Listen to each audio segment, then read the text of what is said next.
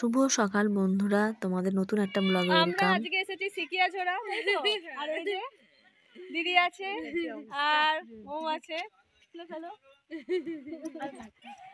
আর সিকিয়াঝোড়া এটা জাস্ট পার্কটাই আমরা আছি, এটা খুবই সুন্দর।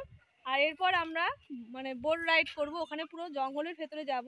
আর পাহাড়টা দেখো দেখা যাচ্ছে, খুব সুন্দর। আর মানে নৌকায় ওঠার পরে আসল সিকিয়াঝোড়ার অ্যাডভেঞ্চারটা নেওয়া যাবে। চলো। দেখো পার্কটা একটু দেখিয়ে নিই।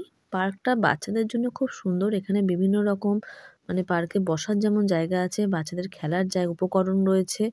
এখানে তোমরা যখন আসবে অবশ্যই এই পার্কটাতেও কিছুক্ষণ সময় কাটিও, খুব ভালো লাগবে বাচ্চাদের।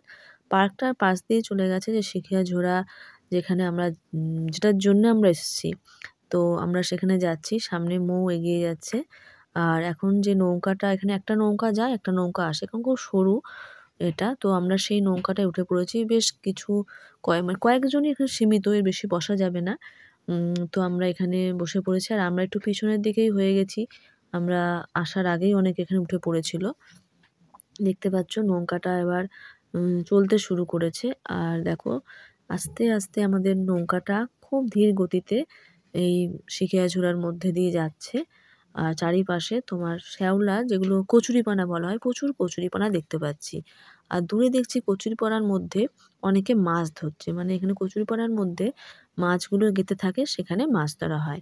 দেখো পিছন দিকটা তোমাদের দেখাচ্ছি, এই দুজন নৌকাটাকে এইভাবে নিয়ে যাচ্ছে দাঁড়ের সাহায্যে। দেখেছো কি সুন্দর নিয়ে যাচ্ছে। এই কিন্তু খুবই কঠিন এটা নিয়ে যাওয়ার, যে টাকাটা চার্জটা নিচ্ছে অবশ্যই নেওয়ার, কারণ এতগুলো লোককে এভাবে ঠেলে ঠেলে নিয়ে যাওয়াটা। আর জলের মধ্যে প্রচণ্ড কচুরিপানা, আগেই বলেছে যেখানে সেখানে আটকে যাচ্ছে মাঝে মাঝেই।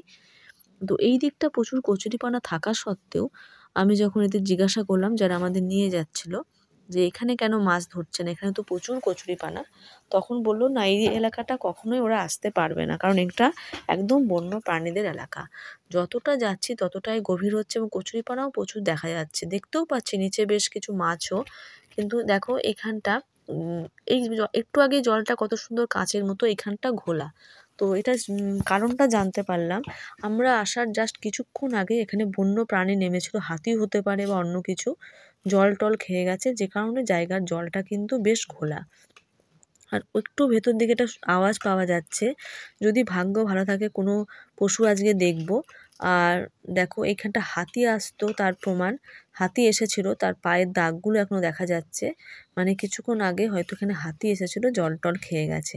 তো আমরা যখন বোটে উঠলাম, তার যে বোটে থেকে বোটটা আগে ফিরলো, তারা বললো তারা নাকি হরিণ দেখেছে।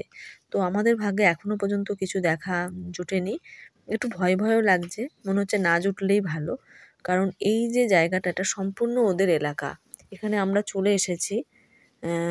আবার দেখো একটু দেখিয়ে নিচ্ছি পিছনটা। এখানে আমি, দি, মৌ আর মাম্মাম এই লাইনটায় বসেছি, সামনের লাইনগুলোই। এরা সব কলকাতা থেকে এসেছে শুনছি।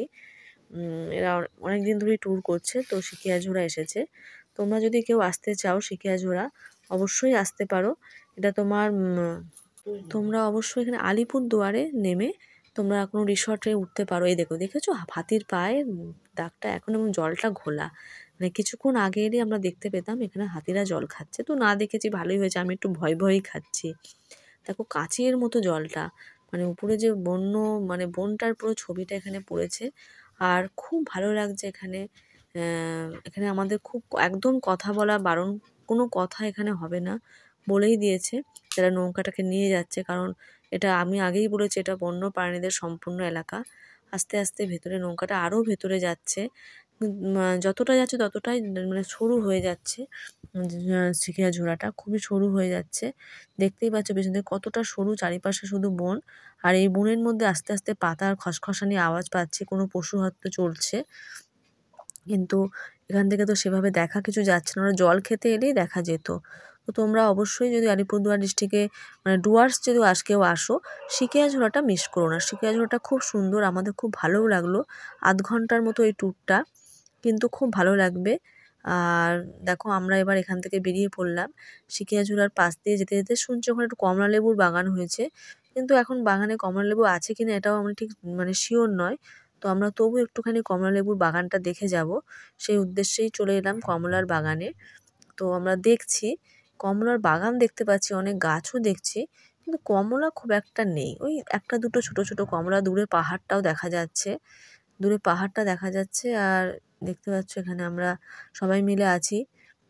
এবার আমরা আর একটা রাস্তায় নেমেছি, এখানে হাতি জল খেতে এসেছিল, সেটা দেখার জন্য তো ভিডিওটা করতে পারিনি, দেখাতে পারলাম না। এটাও খুব সুন্দর, দূর থেকে পাহাড়ের দৃশ্যটা, ভিউটা দেখো, খুব ভালো লাগছে। তো আজকের মতো আমরা সিকিয়াঝোড়া ট্যুরটা কমপ্লিট করলাম, খুব এনজয় করলাম, খুব ভালো লাগলো। আর বেশ দেখতে দেখতে অনেকটা রাতও হয়ে গেল। আমরা এখন চলে এসেছি রেড চিলিতে। এটা তোমার মাদারিহাটের ওখানে পড়ে, রেড চিলি, খুব সুন্দর রেস্টুরেন্ট। এখনও পর্যন্ত আমাদের আসা হয়ে ওঠেনি, তো আজকে ফার্স্ট টাইমই এলাম রেড চিলি। রাত্রিবেলা তো খুব সুন্দর, মানে আলোকসজ্জিত হয়ে উঠেছে, খুব ভালোও লাগছে। এখানে একটু খাওয়া দাওয়া করব, করে বাড়ি চলে যাব।